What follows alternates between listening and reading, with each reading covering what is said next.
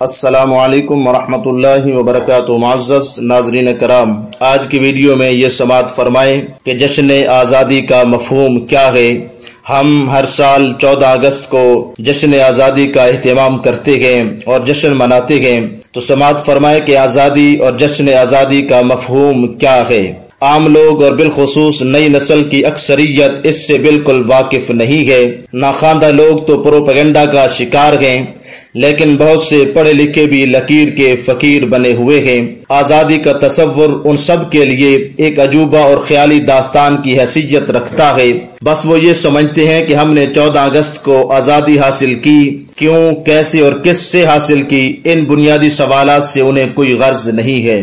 اس بے خبری کا نتیجہ یہ برآمد ہو رہا ہے کہ 14 اگست اور آزادی کا تصور محض ایک کھوکھلا نعرہ بن کر رہ گیا ہے، اور ہلڑ بازی، بے شرمی، بے حیائی اور لاقانونیت اس دن کی پہچان بنتی جا رہی ہے۔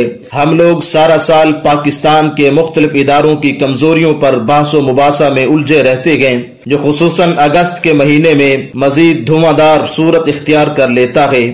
لیکن اگر یہ سوچا جائے کہ گزشتہ ایک سال میں ہم نے بحیثیت پاکستانی اپنے وطن عزیز کی ترقی اور اہلیان وطن کی بھلائی کے لیے کیا کام کیے، ہمارا کون سا عمل صرف اور صرف پاکستان کے مفاد میں تھا، تو یقیناً جواب نفی میں ہوگا۔ جبکہ اس بات پر غور کرنے کے بعد ہم بہت سی بے مقصد باتوں پر بحث و مباحثہ سے بھی بچ سکتے ہیں۔ اور 14 اگست کا دن ہمارا قومی تہوار ہے، جس کا اہتمام پاکستان سے باہر دیگر ممالک میں مقیم پاکستانی بڑے جوش و خروش اور دلی جذبات کے ساتھ کرتے ہیں۔ یہ دن وہاں موجود پاکستانیوں کے لیے باعث فخر و مسرت ہوتا ہے اور خوشی کا دن ہوتا ہے۔ اس دن نہ صرف پاکستان بلکہ بیرون ملک پاکستانی بھی اپنے گھروں، دکانوں، گلیوں اور بازاروں اور سواریوں پر بھی سبز ہلالی پرچم لہراتے ہیں اور دنیا کو دکھاتے ہیں اور بتاتے ہیں کہ آج کے دن ہمارا ملک پاکستان آزاد ہوا تھا۔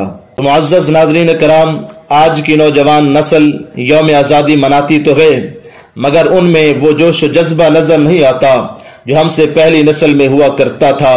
ہماری نوجوان نسل کو یاد رکھنا چاہیے کہ آج اگر ہم ایک آزاد وطن میں سانس لے رہے ہیں تو یہ ان شہیدوں کی برکت ہے جنہوں نے اپنا کل ہمارے آج کے لیے قربان کر دیا تھا۔